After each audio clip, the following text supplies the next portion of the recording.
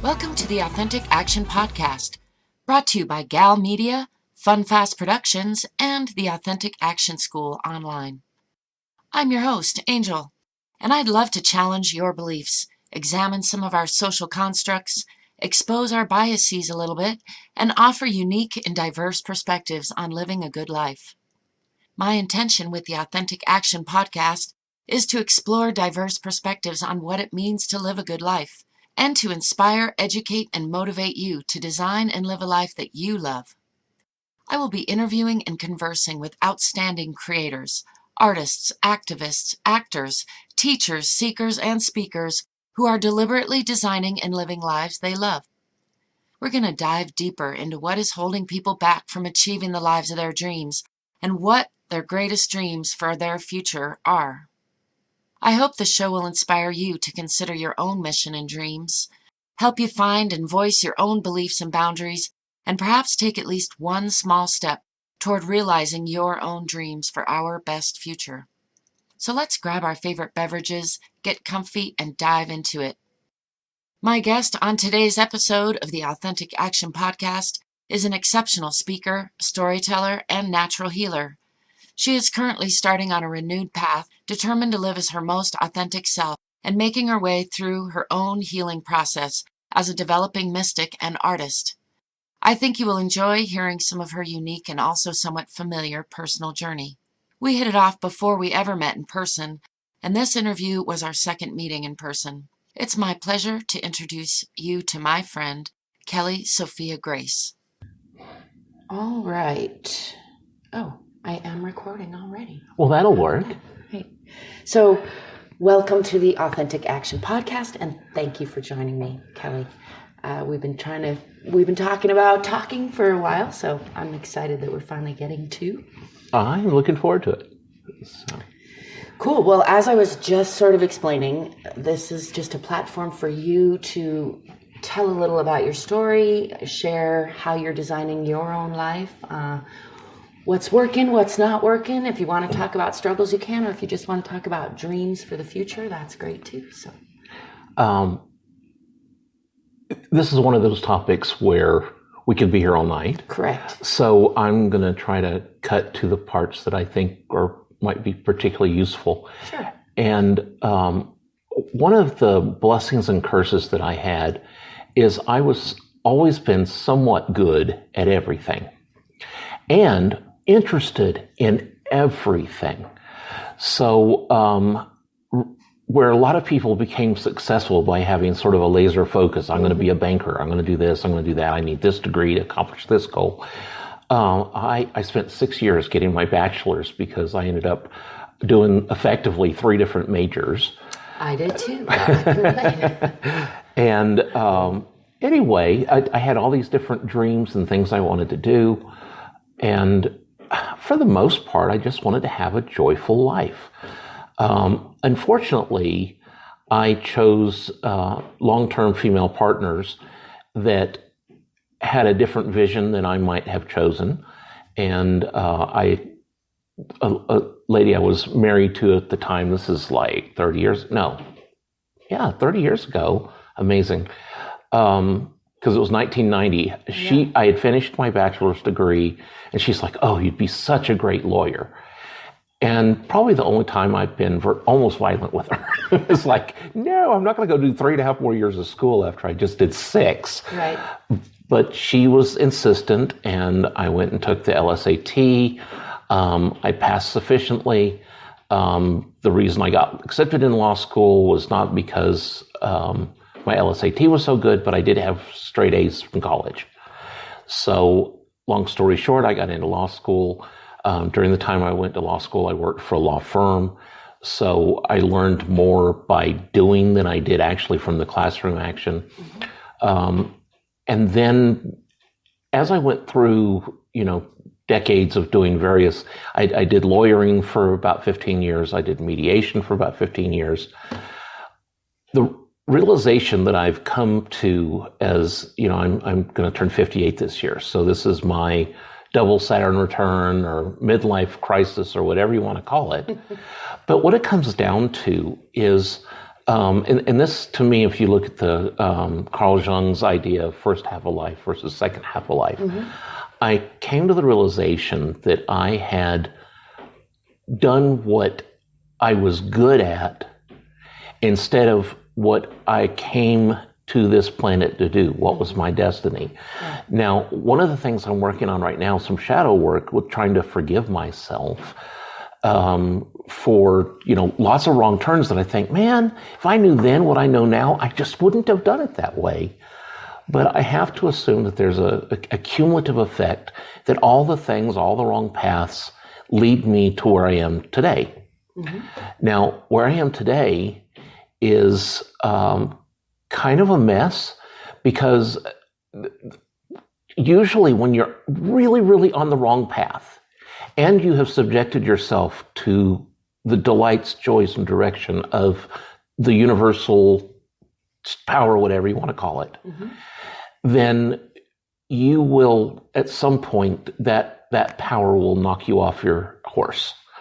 And I literally got to the point that I was so incredibly unhappy, thinking, I've been on this wrong path for a long time. I'm good at it. There's parts of it where I get joy, but there's other parts where the stress is killing me. I mean, literally killing me. And I reached a point that I could not I just couldn't do stress anymore. Not at all. And so then I had what they used to call a nervous breakdown, where physically, emotionally, mentally, circumstantially, spiritually, I kind of lost everything. And I really lost everything. I had a stroke, went through a really hard time with my health, where I was absolutely unable to keep the money coming in. When I had the stroke, a lot of my friends came in, and I had a beautiful, you can call it a 3-bedroom house, but what it really was is the Kell Museum. I had a huge collection of all kind of, about 80 paintings were hanging in the house. My girl room, I have a distinct feminine side. My girl room, which was the demonstration in the real world of my inner feminine side, I had 400 pairs of high heels. Just the house was packed. And we ended up having to put all that into storage, a huge, huge storage unit that was $300 a month.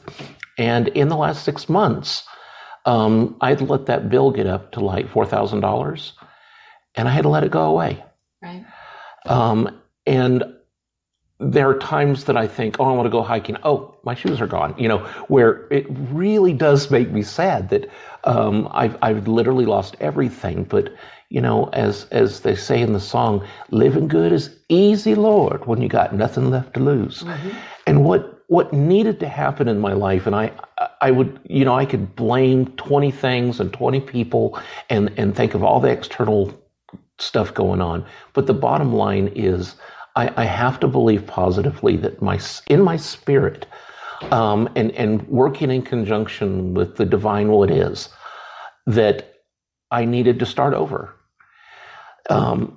So the bottom line is, I've always had a tremendous interest in art.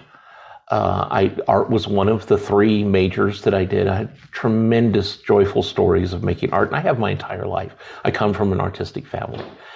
And in particular, I like doing sculpture. The problem is, I now live very small. I live partly in my van, and I have a 12 by 12 little studio building behind somebody's house. It doesn't have a bathroom, it doesn't have any plumbing at all. So I live small. So the idea of me making I used to do assemblages, which are small sculptures with a variety of different things tacked on. So I had to think of what can I do, and 2 things happened. I had among the many things, I had a spiritual crash, where I've been wrestling with this for 30 years, but the evangelical conservative thing that I grew up with that I never resonated with, I finally shed the dead weight of that. Didn't throw everything out, but a lot. Right. And what has arisen from that is a tremendous love for the earth, the things of the earth, and whatever you want to call it. I just feel a tremendous spiritual connection to the rhythms and the magical workings of the earth. And so I started making magic wands, rather elaborate magic wands. I also started making jewelry with stones that I had found, stones that I had purchased. And it's not going to be a living, but it has brought more healing to me than anything I've done in years. So in the area of trying to design a life, I guess in a perfect world, you would realize, oh my God, I'm on the wrong track. I'm on a good track, but it's not my track. And then you would change gears at whatever the cost. I didn't have the courage to do that. But I either subconsciously did it, or it happened to me one way or another. I was kicked off my path. Right. And then began again with something that is, I'm actually better at mediation than I am at doing art. I am. Right. I got to where, frankly, I was brilliant. But it wasn't my core truth. And over the last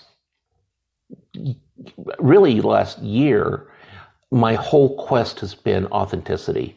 And that has included a variety of kind of wild things from, since I was a little like toddler, I've always had a very, very strong feminine identity. But I was in a male body, and, this was 1965, so what do you do with that? If I had tried to do what they can do now, which is to change gender at puberty or whatever, I'd have died, because I would have been like in the 1970s, and they just weren't ready for me. Right.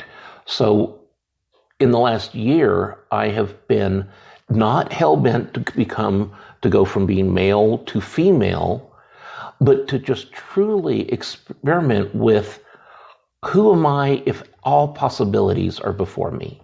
And what are my best feminine strengths? How can I work within the divine feminine? And at the same time, in my situation, find healing for the divine masculine that is within me. Because, anyway, I think a lot of us are working on that. I personally have found there's a lot of, in my own exploration to celebrate my femininity, I too ran up against a lot of wounded masculine, and wounded feminine, obviously. But I've realized that they both need to be healed together in order for the whole thing to. There's a part of me I would love to go to the Amazon island that's all women. That would suit me just fine. Yeah. I know that there are some marvelous, wonderful spiritual men out there who have integrity and depth. But, I've been historically wounded often by men. Yeah. Even going back to when I was 4 and 5 years old, older gay men would see me, and they know what they perceived as, oh my God, there's a 4-year-old gay boy. That's what they perceived me to be when I was actually trans. Right. But this was 1966, 67. And from the time I was a very young person, I had some men do horrible things to me. And so it's left a wound that I'm still, it's one of those things most of us, when we have horrible things, most of us stick in a box and think, I can't deal with that right now, and I'll deal with it another day. That's another part that bubbles up. Because here I am, I was sequentially molested at 4 and 5, and you think, okay, Kelly, that's 53 years ago. How is that relevant to today? I literally kept the lid on it for all those years until I crashed, and then all of a sudden, some wounds from long ago said, oh, you're resting. This is a good time for you to deal with this hurt. While you're healing, as long as you're down, let's kick you harder. Open that box, huh? Yeah. So anyway, I've had a very challenging last year where somebody from the outside looking in said, oh my goodness, Kelly's lost to shit. Can I cuss on your channel? Oh, of course. Okay, good. The reality of it is I have gone through a harsh revolution and evolution moving towards authenticity and my best life. And I'm not there yet. There's an old saying that you put a big bird in a small cage and they'll sing. And that was kind of my life for many, many years, where I was doing that song that was expected of me, but I was confined by a cage that, bless my baby heart, I mostly built myself. Yeah. Again, there were people that hurt me, but fundamentally, if I keep my focus on what hurt me externally, not to mean that, I guess I forgive them, but I'm not allowing them to control my life. What I can do is look at everything that happened to me, and in an act of radical acceptance, and that's huge, it's coming to the point where this is where I am, period. This is the now. If I could go back, if God came down and said, holy shit, I messed up, would you like to change the following things? I would change things. Would you? I would, but the bottom line is that is not going to happen.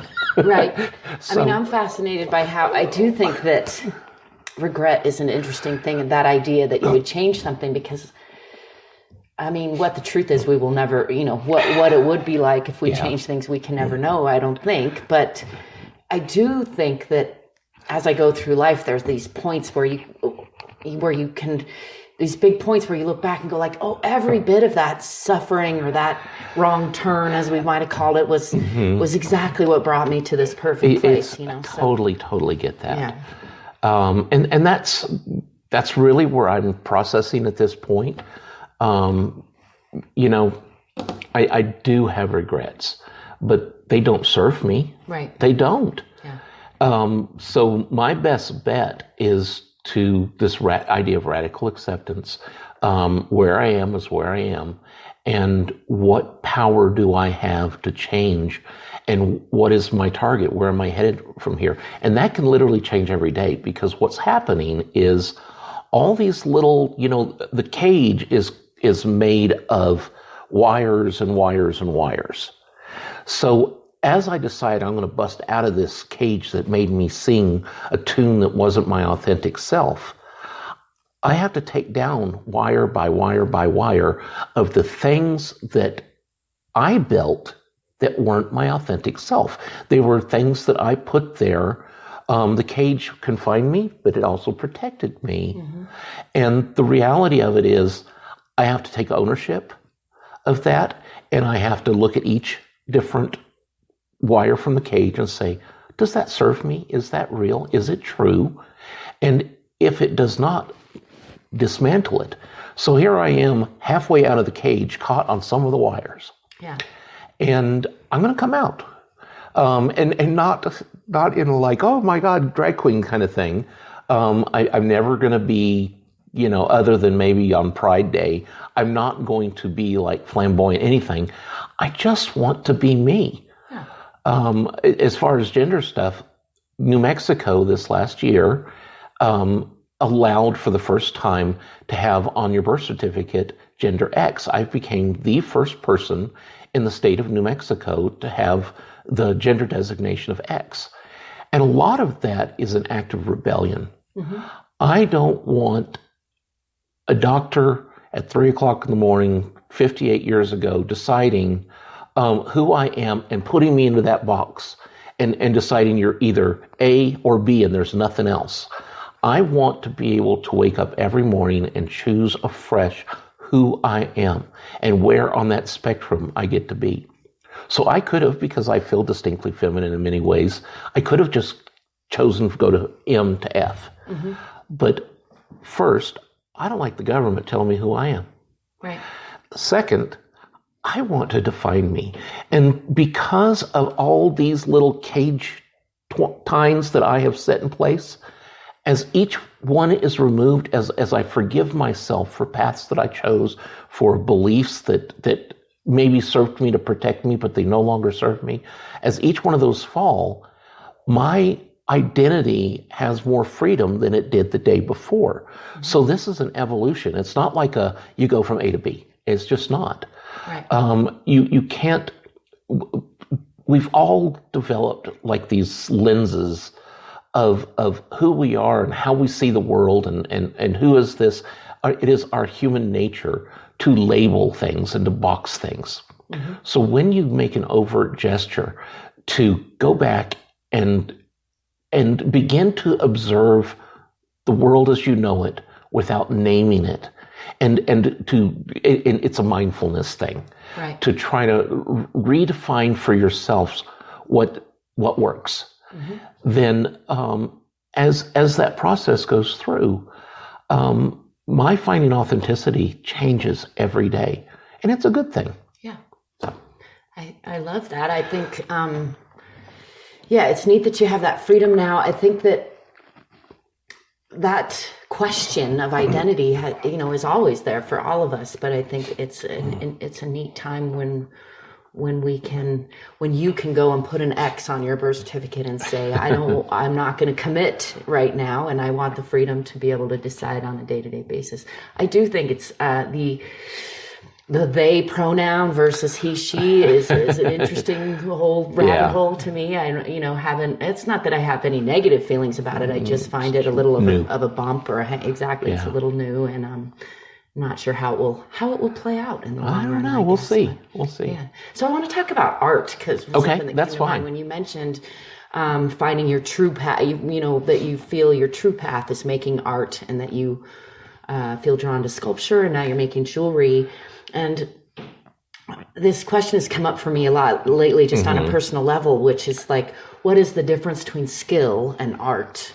Because you talked about having a high skill level in mediation, which in my mind could be artful. And you're talking about feeling like your skill level is not up to that level with your creative, authentic jewelry making right now. So I have this discussion with myself. I don't have any answers to it, but I'm interested to know what your thoughts on what's the difference between skill and art. What makes you feel like you're an artist versus practicing a skill that isn't artful to you? It's, first of all, I come from a family of artists, so I've always had that as an identity. I'm also quite, I'll say, what's politically, I wanted to say bohemian. I'm not sure that's politically correct term. I won't hold it against you. It works for me, but I hear you. But the idea is, I have a wandering interest. I like a lot of different things. And as far as the skill versus art, they work hand in hand, but they're an opening flower, because some people are born in virtually every area with an innate, they come into this world knowing how to heal people. They come into this world knowing how to draw perfect portraits that people are like, holy crap, it looks just like her, and then there are other people who have vision, who have the ability to see the things that are underneath what is on top, that are drawn towards art, but they literally have to go through a skill learning process that gets them to the point where they are so skillful at what they do that they can then do their work literally without thinking. We look at somebody like Picasso, and his, particularly in his later period, it was very jumbled. We knew that was supposed to be a woman, but her head was upside down and her boobs were on the back, So we're used to that. Picasso went through traditional art school, and he did exquisite, realistic paintings, and he developed that skill set. And it was only when he had the skill that he could then say, I will now take this toolkit that I have created, and I will now apply my internal vision, the mind, the ability to see what's underneath. Right. And So, in my experience, talking to various artists, sorry to interrupt. No, it's fine. Just It's fine. This topic, I think everybody comes to a point, whatever their art is. Mm-hmm. In fact, those who are like born knowing what they want to do and do it seem to come to it sometimes maybe even harder, where it's like,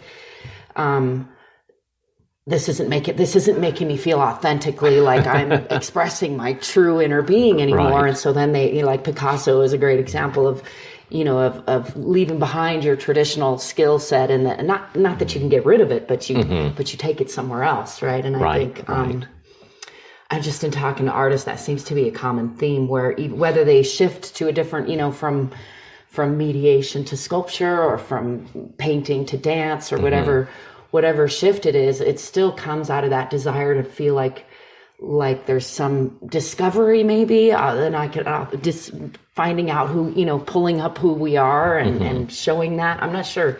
I haven't nailed it down, but it's one thing that these are fine line issues, but the difference between being technically proficient, there are people who have the ability to do perfect, realistic renderings in art.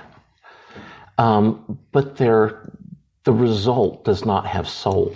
Right. It doesn't. People can look at it and they're like, "That looks just like a photograph." They might as well have taken a photograph,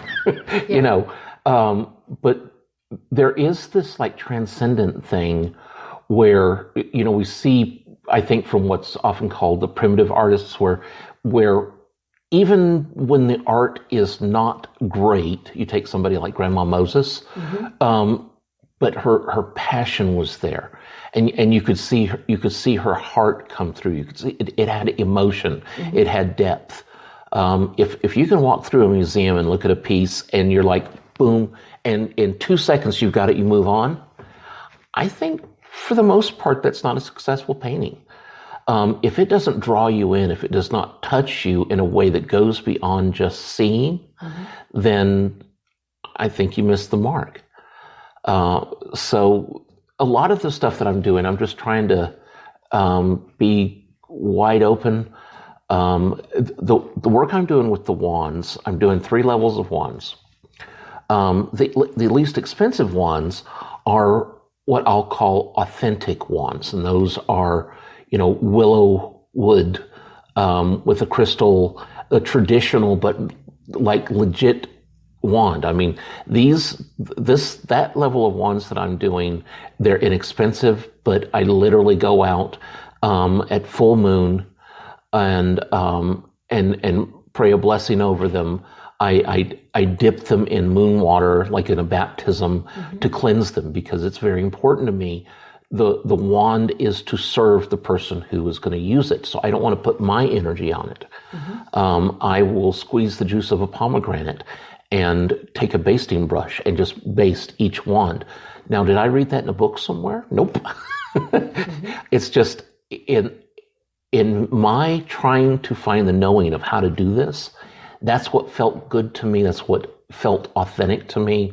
The pomegranate has forever been a fruit that was associated with feminine energy for a lot of things. It's probably the fruit that more likely that Eve offered Adam, if that story were to be true. Anyway, so I wanted to give the wands earth wisdom, earth energy that I perceive mostly as feminine. So anyway, I put a lot of intention and true magic, but I leave the wands energetic but blank, so that the person that would acquire it can make it their own. My next level are trying to think of the nice word. I want to say posers, but that's not it. They're for people who are enchanted by magic. These are the people that could just go out and buy the Rider-Waite standard tarot cards, but no, they've got 20 decks of all different elaborate, some of them have gold edges and some, they are enchanted with the things of magic, so that it's, they could, if all they want to do is to draw a circle, to have a little magical moment, they can literally grab a stick off the ground and draw a circle. You don't have to have a fancy wand, but I make fancy wands out of cholla wood, which is kind of unique to the Southwest, and leather and stones and things like that. I then do a third echelon of wands, and these are technically not even for sale yet, because these are what I'm going to call art on a stick. And my vision is, over time, I want to put together 20 or 30 of these wands, and they're going to be like art gallery. In a glass case, breaking case of absolute emergency. Well, I mean, somebody could buy them. They're just... but I mean, they probably sit in a case. Yeah. And they still are imbued with the magic that that I've talked about. This one is the Wand of Unconditional Love. This is the mid-level that I told you about. Yeah, absolutely. And those are something that someone might have on an altar, and it would bring them joy. And they're rose quartz and amethyst, and then little pretty baubles. It's very pretty. So that's my mid-level wand. And then these, this is the Wand of Fabulosity. Right. That is just, honestly, I'd probably term something as a scepter. It's more artistic than the rest, but you could almost imagine. Yeah, I could see, a queen raising that going down the parade on Pride Day. I love it. And then another one that I've done. This is the Wand of the Circle of Life. I saw pictures of this one, but I didn't get to see. And these are where, on one hand, some of the jewelry I do, some of the middle wands I do, those are creative and pretty and everything. But the higher echelon of wands, I literally perceive as art, and art on a stick, which, I'm doing something that I don't think is like common. I don't know of anybody else doing art on a stick. I haven't heard of anybody else doing but I have seen wands, but not like yours. They are unique. But anyway, I think the biggest thing when you talk about, well, are these wands really magic? These wands are healing my soul. And in that area, they are absolutely magic. Yeah. It pulls me towards what feels like a authenticity.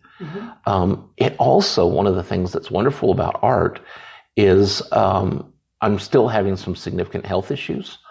So if I'm having a day of dark depression, I can sleep 20 hours, get up, and take a shower, eat a meal, and make a wand in 3 hours and go back to bed.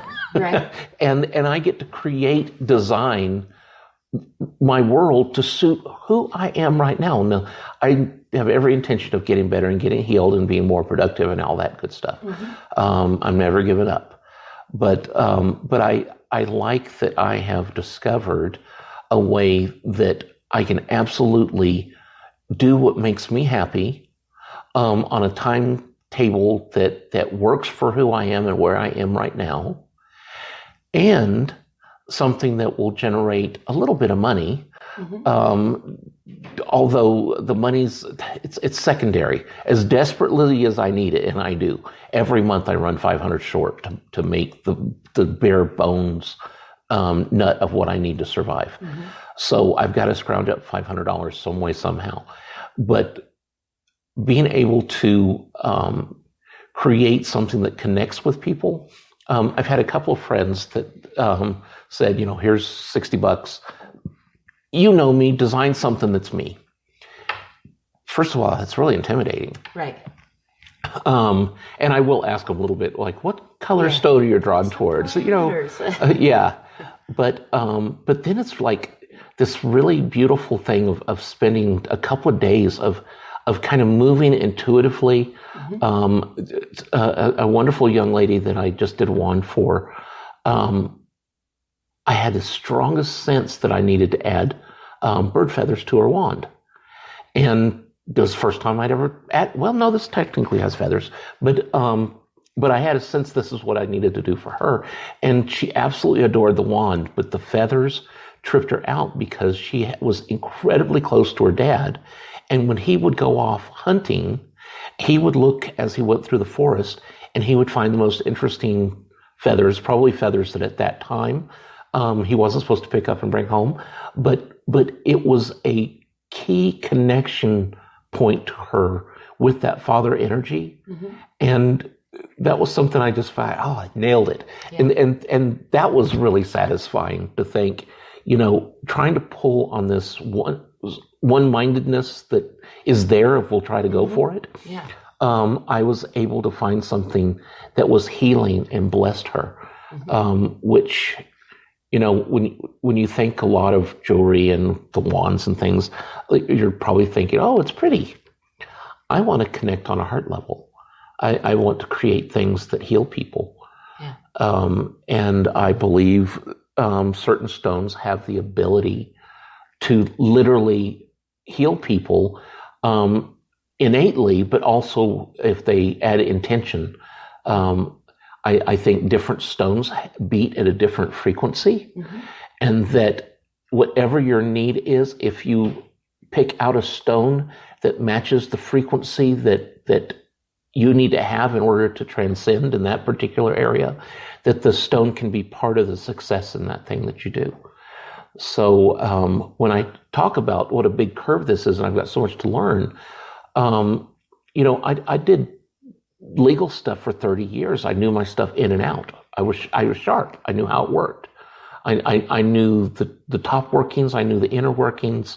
And with the work that I did, particularly in mediation, it was probably more psychological than it was anything legal.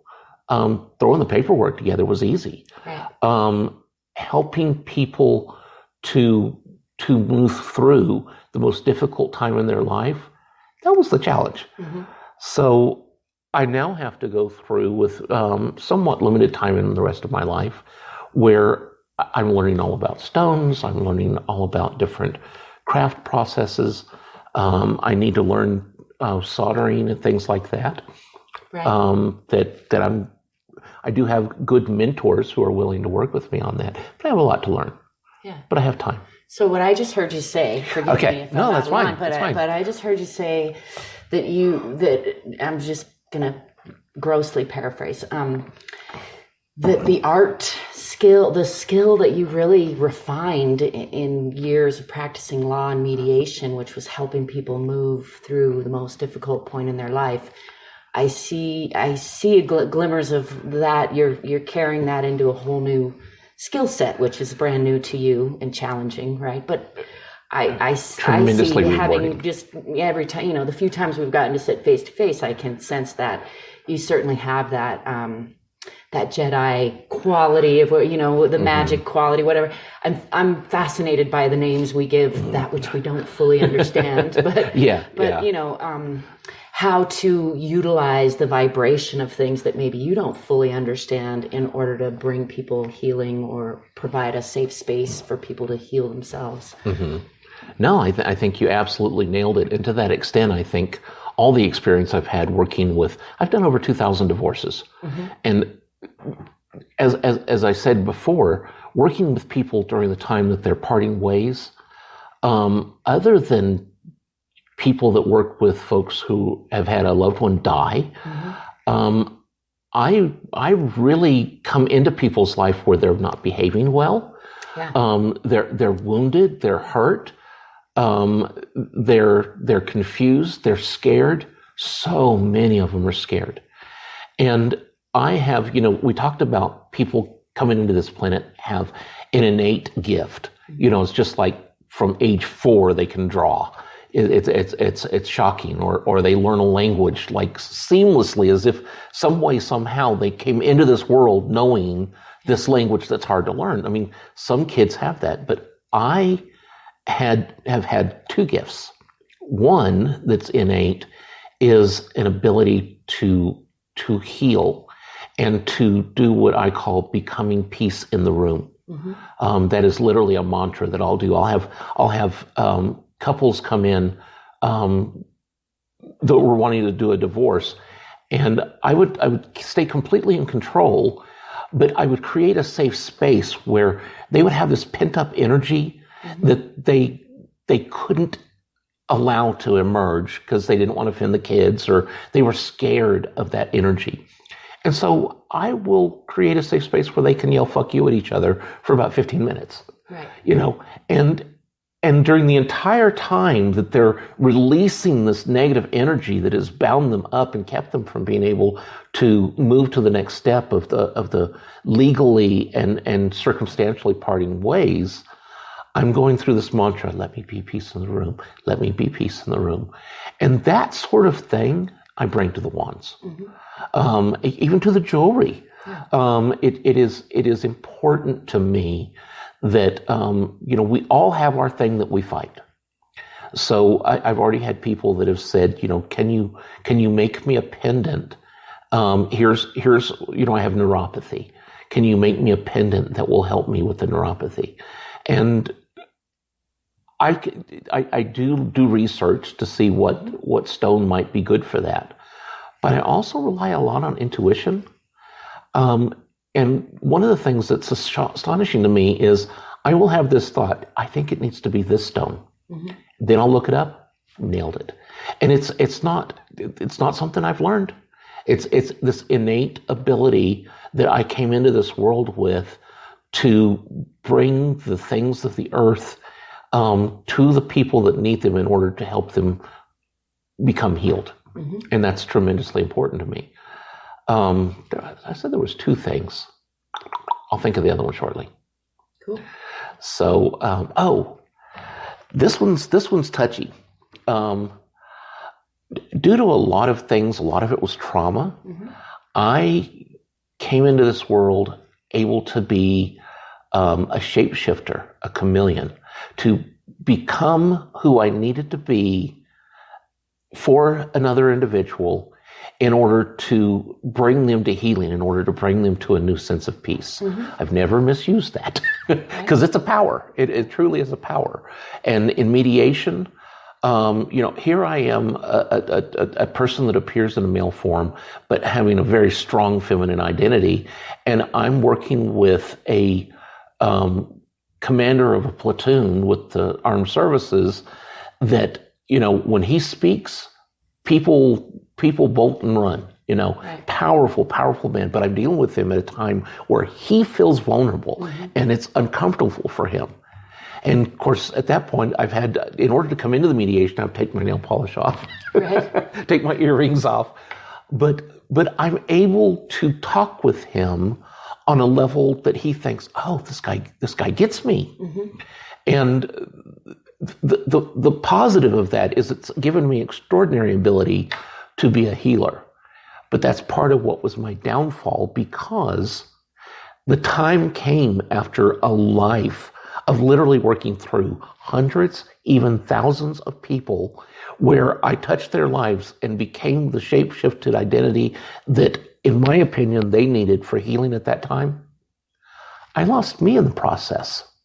So this hard time that I've had over the last couple of years, one of the neat things about it is to just shut down, no longer doing mediation, no longer doing any of the shape-shifting work where I have to become something inauthentic to who I really am to survive. Mm-hmm. And to focus on who am I really, and then set the intention for the rest of my life. I'm going to bring to the world my deepest, most authentic self, like it or not, and trust that the healing power can still work through that. Mm-hmm. And that's where I'm at right now. I'm going to let the cat in. Talk. That's beautiful. And yeah. Sure, I'm going to pause this and then we'll wrap up with a couple of questions. Okay, sounds good. I bet. Yeah. Feathers and cats. All right. Sorry, I thought we were. Are we unpaused? Yes, now we are. Cool. That'll work. Yes. If I was a cat, I would have me a lot of feathers. So to wrap this up, because as you said, we could talk about this for hours, and I hope we do continue for some more hours in the future. But for this podcast, I would love to ask you what I'm beginning to call my 3 magic wishes questions. Okay. And so if if I had a magic wand on me that I gave to right now that would allow you to make 3 unconditional wishes, no conditions whatsoever, but the only conditions are, one of them needs to be for you personally, one of them needs to be for the world at large, and one of them can be for whatever you desire. Like you get to pick. I want it to be for your art, but I will let you pick it for yourself.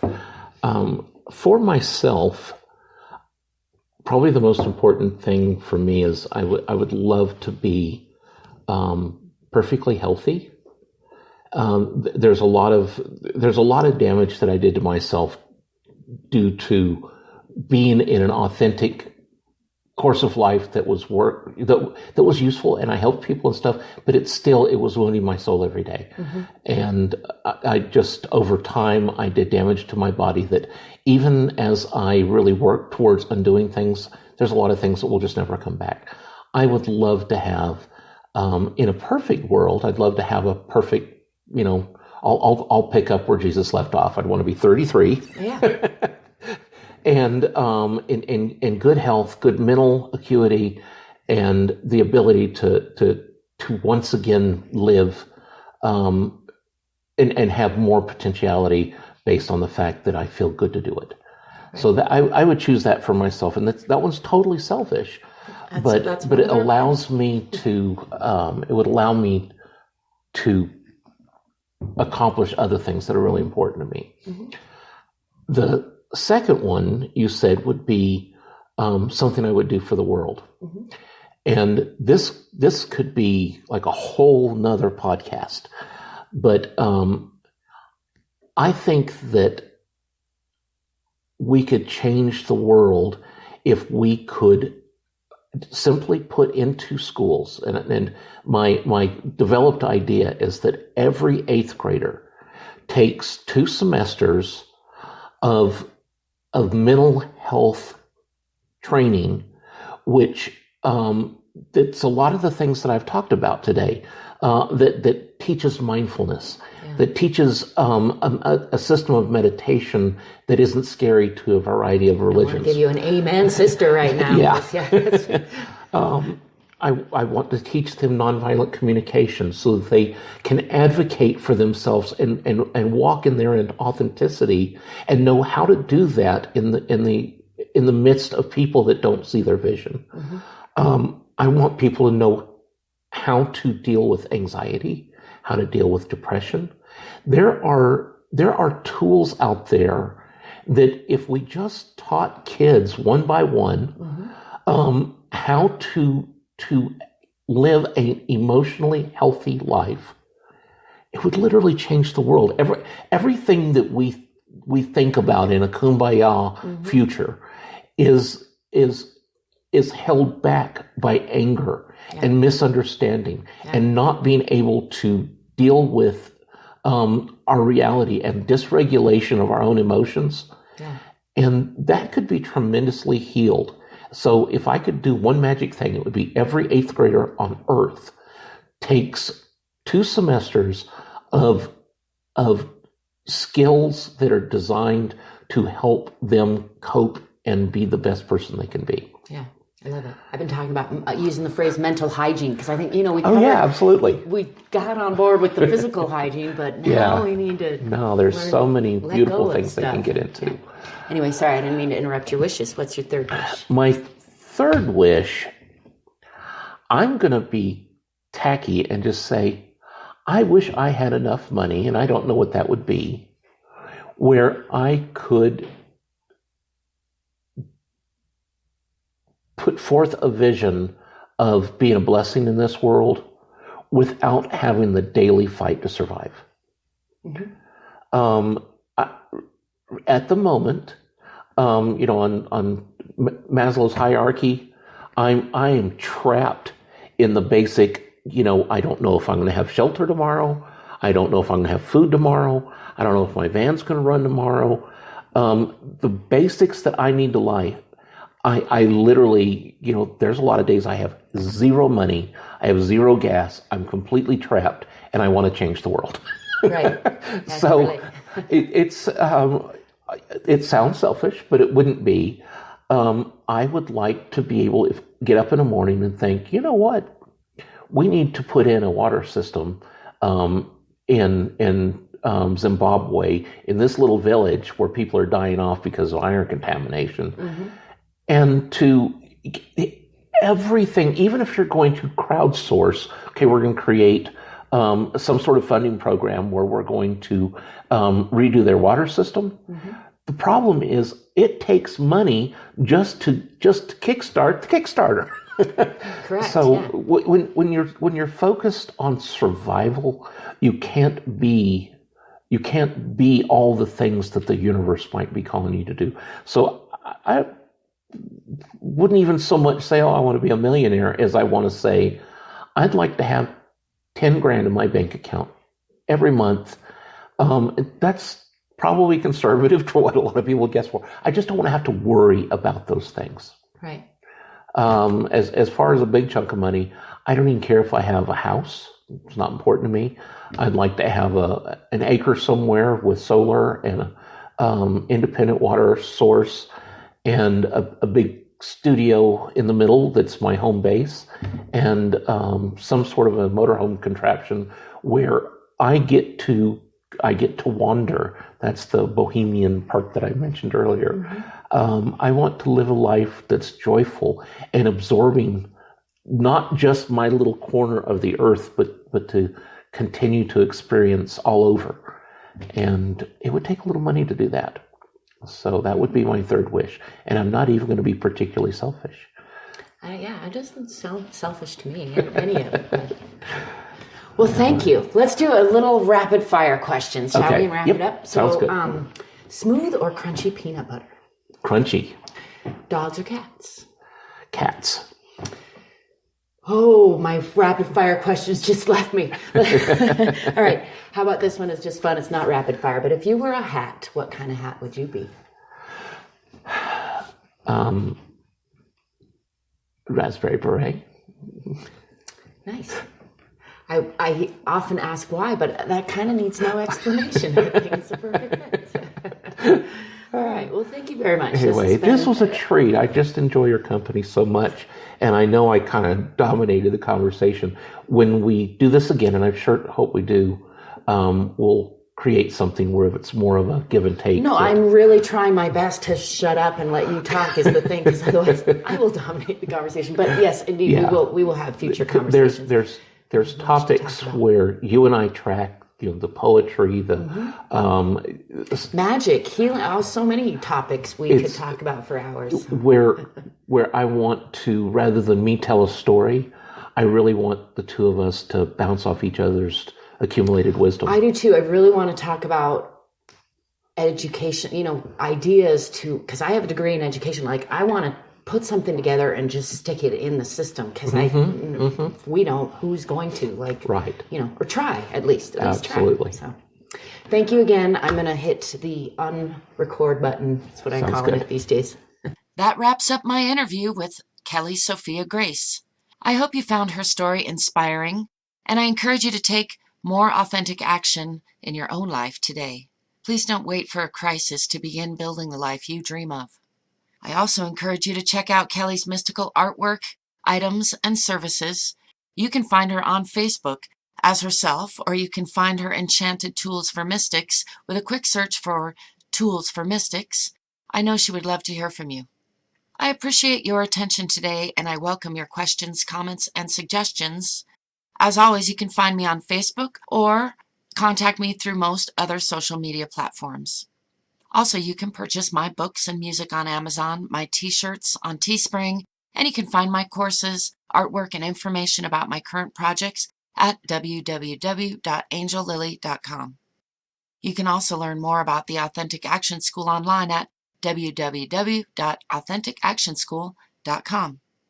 Thank you for listening. Don't forget to play every day and drive forward.